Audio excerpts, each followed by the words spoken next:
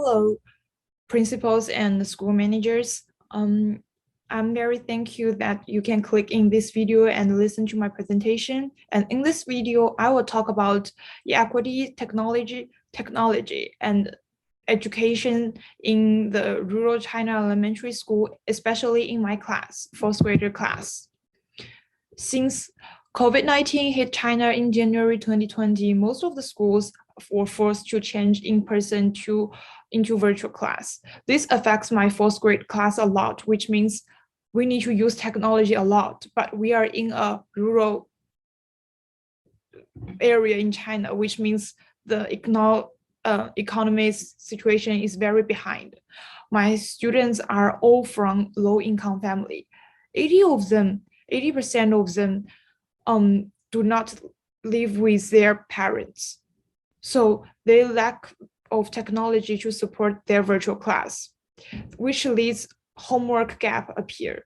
Only 10% of students who have computer at their home can finish and upload their homework on time, and I can give them feedback as well.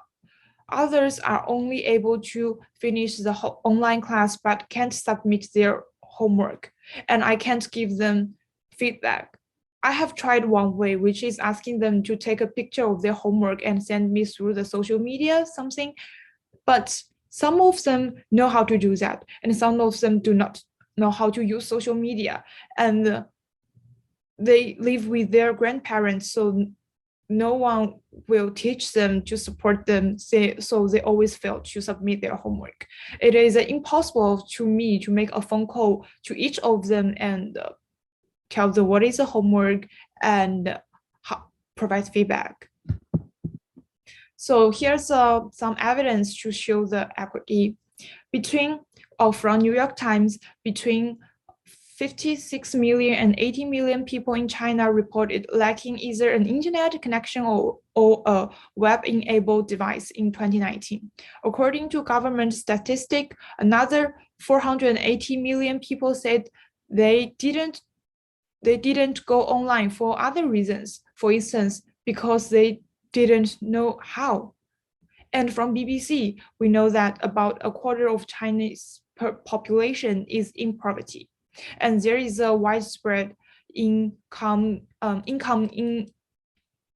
inequality. As the picture shows, if students stare at the phone screen for a long time, their eyes will get tired because the screen is very small. I know that I have talked a lot about the statistics or some numbers, but I think the most strong evidence is the pictures to show. Here's the pictures that I found online to show the distribution of low-income family in China. The red one represents low-income family. And here is a TikTok that from one of my students' parents' TikTok. She just took how her kids was taking online class through during the pandemic. I just mute this video because they are talking in Chinese dialect. So yeah, this is how students learning during the pandemic.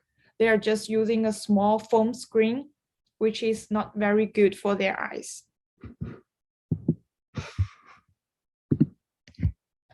So what we think students take online class should be like this picture. But what really exists in our class is some students will take online class at home like this.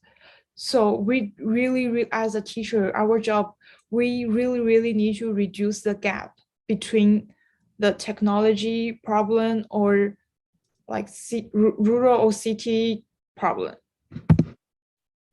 Connect to the larger contextual and societal factors. It is very clear to see that inequity of technology is not only occur in our school, not only occur in rural China, it can happen in modern city.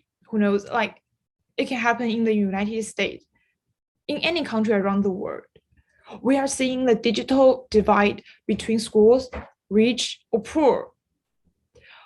Connecting to the students' future, it is good for them to access technology at this age.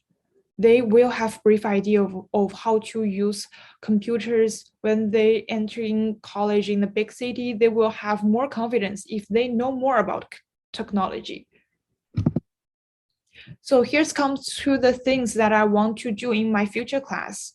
I hope our school can approve a scholarship, which is if students achieve some academic achievements. For example, they can get a high score on final, or they improve their score a lot compared to the last time.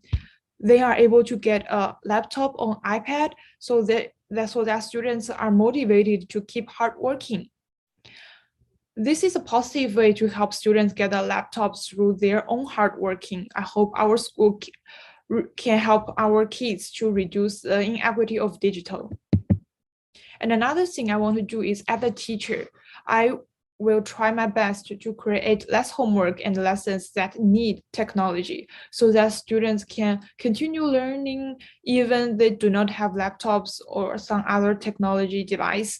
But yeah, so even in the pandemic, they can still be learning.